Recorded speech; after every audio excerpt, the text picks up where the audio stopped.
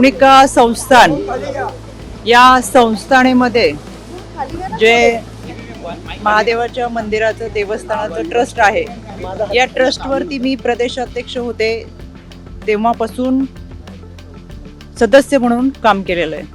माझ्या समवेत समाजातील वेगवेगळ्या क्षेत्रातील अनेक प्रतिष्ठित नागरिक, अनेक मान्यवर या ट्रस्टवर होते आणि या ट्रस्टवर मी जेव्हा होते त्याच्यानंतर मी आयोगाचे अध्यक्ष झाले.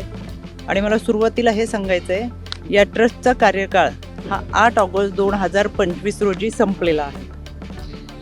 खरं तर समाजामध्ये आपण आयुष्य जगत असताना कोणाला ना कोणाला गुरु मानत असतो.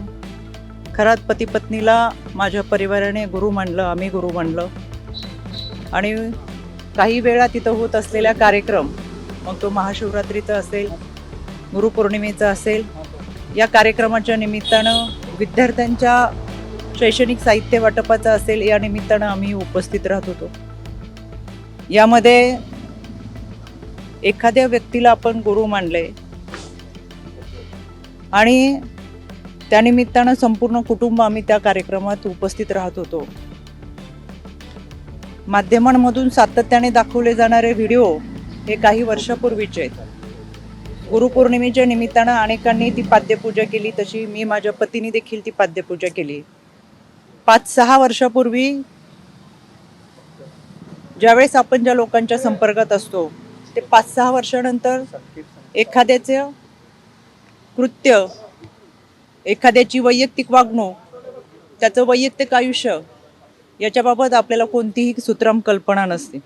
आज आपण ज्यांच्याबरोबर आहोत, जे आपल्याबरोबर आहेत, ते उद्या पुढे जाऊन कसं वागणार आहेत ही कल्पना आपल्या कोणाला नसते. त्याच्यामुळं मी ही घटना समजली त्यावेळेस मला तो धक्का बसला.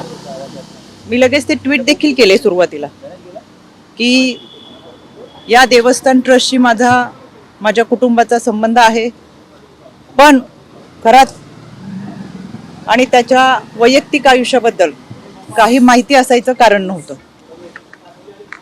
यामध्ये पोलिसांनी खोलवर निष्पक्षपणे तपास करावा हे मी परवाच सांगितलेलं आहे. त्याच्यासाठी आज मी पोलीस महासंचालक यांची भेट घेतली. त्यांना देखील या तपासाबाबतचं पत्र दिले, जे मी तुम्हाला माध्यमातून सुद्धा दिलंय. त्यानंतर मी राज्याचे मुख्यमंत्री आदरणीय देवेंद्रजी फडणवीस साहेब यांची भेट घेतली, त्यांनाही ते पत्र दिले, ते मी तुम्हाला माध्यमातून दिलेले. मी आता आदरणीय सुनेत्रा वहिनी, राष्ट्रवादी काँग्रेस पक्षाच्या आमच्या राष्ट्रीय अध्यक्ष, आमच्या नेत्या यांची भेट घेतली आणि एकंदर हा सगळ्या घटनेचा तपास हा पारदर्शकपणे व्हावा, निष्पक्षपणे व्हावा यासाठीची मागणी केली. यामध्ये आपण काही लोकांवर विश्वास ठेवतो, एक आध्यात्मिक श्रद्धा आपली असते, एक आध्यात्मिक भावना असते. माझं संपूर्ण कुटुंब हे वारकरी कुटुंब आहे.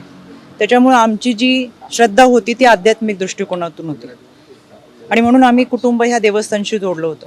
पण त्याची दुसरी जी बाजू आहे ती कधी आमच्या समोर आली नाही, काही माहीत असायचं कारण नाही. वर्षातल्या काही कार्यक्रमांना उपस्थित राहत असताना काही कालावधीसाठी आम्ही तिथं असायचो. त्याच्यामुळे जे काही घडले ते अत्यंत चुकीचे, अतिशय घाणेरडं कृत्य आहे.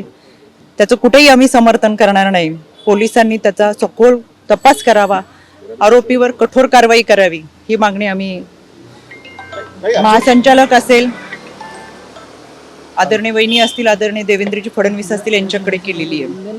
यामध्ये 2 गोष्टी मला प्रकर्षाने सांगायच्या आहेत.